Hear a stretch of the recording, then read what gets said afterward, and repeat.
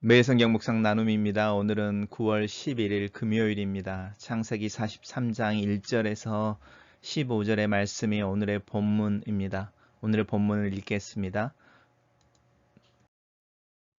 그 땅의 기근이 심하고 그들이 애굽에서 가져온 곡식을 다 먹음에 그 아버지가 그들에게 이르되 다시 가서 우리를 위하여 양식을 조금 사오라.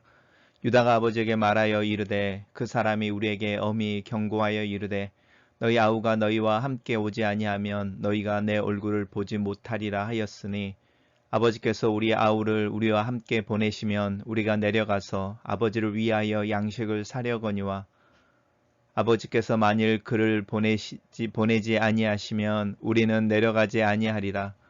그 사람이 우리에게 말하기를 너희의 아우가 너희와 함께 오지 아니하면 너희가 내 얼굴을 보지 못하리라 하였음이니이다.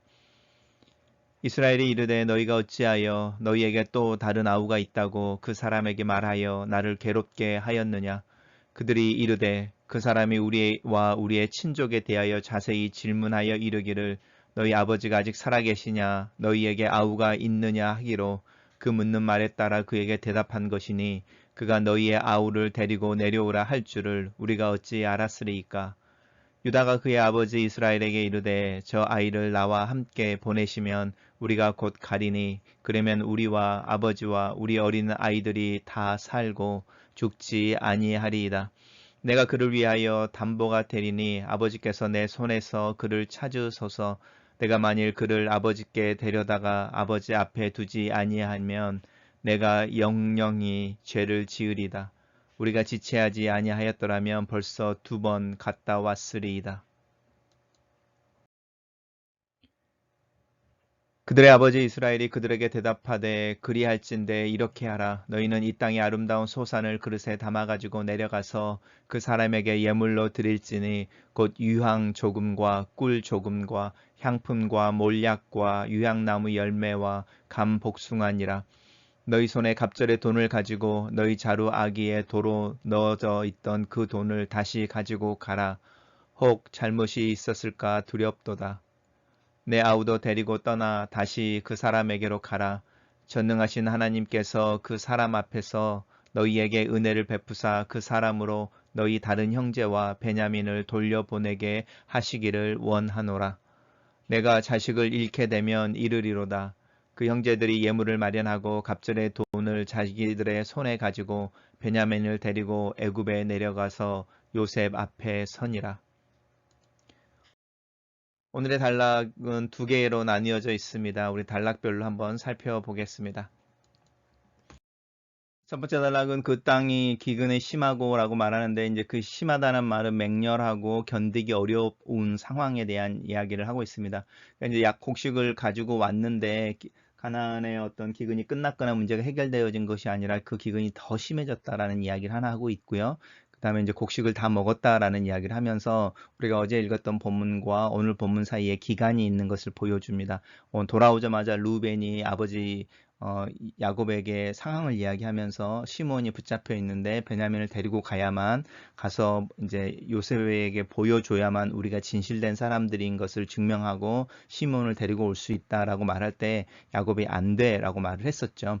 안 돼라고 말하고 나서 이제 대화가 끊기고 최소한 뭐 몇 개월의 시간이 지난 거죠. 그 사이에 시몬은 여전히 뭐 애굽의 요셉의 감옥에 갇혀 있는 것을 우리가 상상해 볼 수 있습니다. 그 상황에서 그러니까 아이러니하게도 이 야곱이 시몬을 찾지 않는 거죠. 그리고 어느 누구도 시몬에 대한 이야기를 사실은 하지 않고 있는 것처럼 보입니다. 그러면서 이제 그들에게라고 말하는 형제들에게 9명이죠. 이제는 9형제들에게 다시 애굽에 가서 양식을 좀 사오라라고 말할 때 이번에는 루벤 대신에 유다가 등장을 하는데 유다가 뭐라고 말하냐면 약간 협박성이 있는 건데 그 사람이 요셉인 거죠. 그 애굽의 주인이었던 그 사람이 우리에게 엄히라는 말이죠. 엄히 말한 게 아니고 경고하여라는 표현을 쓰면서 굉장히 단호하게 이야기를 하는데 너희가 너희 아우를 데리고 오지 아니하면 내 얼굴을 보지 못한다라고 말을 했다. 베냐민을 데리고 내려가더라도 우리가 요셉을 만나지 못할 거고 우리의 발걸음은 헛 발걸음이 될 거다. 이렇게 이야기하면서 이제 베냐민을 지칭하는데 우리 아우라고 말하죠. 우리 아우를 우리와 함께라고 말하면서 베냐민을 이렇게 그 우리라는 어떤 카테고리 안에 넣어서 형제로 불러줍니다. 야곱의 생각 속에서는 요셉과 베냐민이 라헬의 자식이었고 야곱이 요셉이 없어지면서 베냐민만 남아서 다른 형제들은 뭐 넷씩, 뭐 최소한 둘씩, 넷씩 이렇게 어머니가 같으니까요. 어머니가 같은 어떤 형제인데 베냐민만 혼자라고 생각해서 특별히 베냐민을 더 아끼고 애착을 보였는데 유다가 이제 그렇지 않다. 우리가 형제들 이야기하는 거죠. 다 우리가 아버지의 아들들이다라는 이야기를 하면서 베냐민을 우리 아우라고 불러주는 장면을 한번 보시면 좋겠습니다. 그 다음에 이제 후반부로 가면은 다시 이제 유다가 이 베냐민을 저 아이라고 부르는데 이 저 아이라고 부르는 것은 child라는 뜻이 아니고요. 자기보다 나이가 어리니까 막내 동생을 부르는 그냥 친근한 평범한 표현이라고 보시면 됩니다. 그러면서 이제 양식을 사겠다라고 말하는 거죠. 그러니까 이제 야곱이 뭐 한 집안에 있는 어떤 대화처럼 자연스러운 대화일 수도 있는데요. 이스라엘이 야곱이 뭐라고 말하냐면 너희들이 괜히 동생이 있다고 말을 해서 이런 상황을 만들고 나를 힘들게 한다. 이렇게 약간 푸념의 이야기를 하니까 이번에는 이제 그 유다와 옆에 있었던 다른 형제들이 이제 8명의 다른 형제들이 나타나서 이제 그 입을 모아서 이제 아버지 야곱에게 이야기를 하기를 그 사람이 물었다 먼저 자기네들끼리 먼저 이야기한 게 아니고 자기네들이 질문을 받은 거다. 아버지가 아직 살아계시느냐라고 물어본 어떤 문안에 대한 인사인데요. 이 질문 속에 요셉의 마음이 느껴지죠. 그 다음에 너희에게 아우가 있느냐라고 물어봐서 대답을 한 거다라고 말하는 거죠. 이 아우가 있느냐라는 말도 단순히 베냐민만 이야기하는 게 아니고 요셉과 베냐민을 이야기하는 거죠. 둘 다 이야기하면서 특별히 베냐민의 생사가 더 궁금했겠죠. 근데 자연스럽게 열 형제들이 뭐라고 말했냐면 두 아우가 있는데 하나는 잃었고 하나는 아버지와 함께 있다. 이렇게 말하면서 사실대로 사실은 말하는 것을 우리가 기억하죠. 그러니까 이제 유다가 이제 다시 등장해서 아버지를 다시 이제 어떤 assure 한다고 그러지, 그러니까 확신시켜 주거나 이렇게 좀 이렇게 뭐 이제 그 설득하는 부분이 다시 나오는데요. 저 아이를 나와 함께 보내면이라고 말하면서 우리와 함께 보낸다라는 표현에서 이제 좀 상황을 바꾸죠. 그래서 자기가 책임을 지겠다라는 거죠. 나와 함께 보내면 우리가 내려가리니 라고 말하면서 자연스럽게 리더십이 루벤에서 유다로 넘어가 버리는 걸 볼 수 있죠. 또 실제로 루벤이 똑같은 이야기를 했을 때는 야곱이 노 이렇게 말하는데 유다가 이야기를 할 때는 그 야곱이 마지못해서 그 말을 들어주는 것처럼 보내줍니다. 그러면서 이제 마지막으로 말하는 게 이미 아버지가 그 일을 했으면 우리가 벌써 2번은 갔다 왔을 거다라고 말하면서 신문에 대한 이야기라든지 이미 이 일들이 있었어야 된다라는 이야기를 하고 있습니다. 그러면서도 아버지를 설득하는 가장 좋은 방법을 알고 있죠. 우리와 아버지와 우리 어린 아이들이 다 살고 죽지 아니한다. 그렇게 가서 곡식을 구해야만 하는데 베냐민을 데리고 가야만 요셉을 만날 수 있고 곡식을 가져올 수 있고 우리의 가족이라고 말하면서 아버지를 설득해내는 유다의 어떤 그 마음 또 이렇게 말 안에 있는 어떤 논리나 능력 또한 이렇게 잘 보게 되는 것 같습니다. 단락을 요약해 보겠습니다.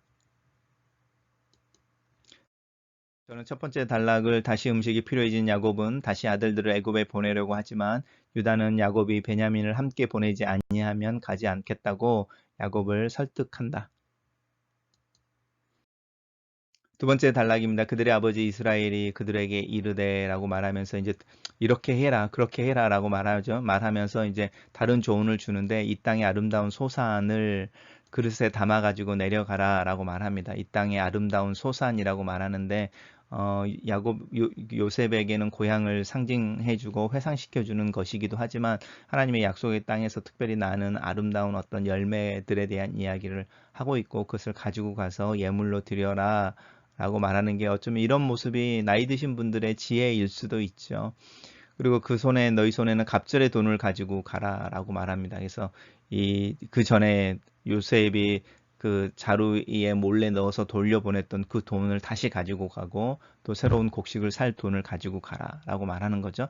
그리고 내 아우라고 말하면서 내 아우라고 말하면서 사실 유다에게 말하고 있는 것 같죠. 내 아우도 데리고 가라라고 말하면서 베냐민을 이야기하는 겁니다. 가서 사와라 라고 말하면서 이 14절에 전능하신 하나님께서 그 사람 앞에서 너희에게 은혜를 베푸사 그 사람으로 너희 다른 형제와 라고 말하는 너희 다른 형제라고 말하면서 시몬의 이야기를 하지 않죠. 사실 시몬을 지칭하는 건데 그 사람으로 하여금 시몬과 베냐민을 이렇게 말하지 않고 너희 다른 형제와 베냐민을 돌려보내기를 내게 원하시노라 이렇게 기도하는 거죠. 기도하면서 내가 자식을 잃게 되면 이르리로다 라고 말하고 있는데 그것은 뭐 될 대로 되라 이런 이야기가 아니고 야곱이 기도하는 거죠. 전능하신 하나님께서 그 사람 앞에 너희들에게 은혜를 베푸사 그 사람으로 너희 다른 형제와 시몬, 베냐민을 돌려보내기를 보내주시기를 원한다 라고 말하는 기도의 제목이고 그 기도에 대해서 응답에 대한 이야기를 하는 거죠. 그 응답에 대해서 내가 전적으로 하나님을 신뢰하겠다라는 표현입니다. 우리가 읽어왔던 본문 속에서 사실은 그 세겜에서 다말의 사건이 일어나고 시몬과 레이를 중심으로 해서 그 세겜 족속들에 대한 보복이 일어나고 그것이 두려워서 짐을 부랴부랴 싸서 베델로 내려오는데 베델이라고 하는 곳이 야곱이 처음으로 하나님을 그 광야에서 돌베개를 베고 자던 밤에 만났던 곳이잖아요. 베델이 하나님의 집이니까 내가 이곳이 하나님이 계신 줄 몰랐다라고 말하면서 자기가 돌베개로 뱉던 그 돌을 세워서 거기에 기름을 붓고 하나님 앞에 제사를 지내며